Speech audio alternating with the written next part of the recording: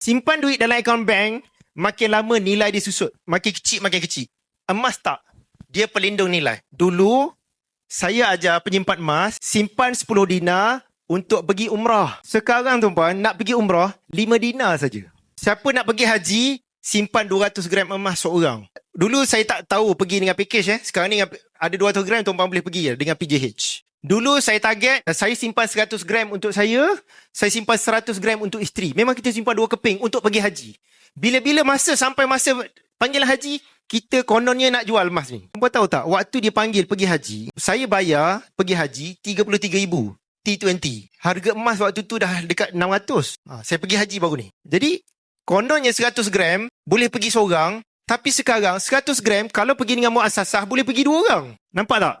Sebab tu, duit long term jangan simpan dalam akaun bank. Simpan dalam bentuk emas. Sebab dia protect nilai ni. Yang ketiga ialah, booster dia ialah kenaikan harga.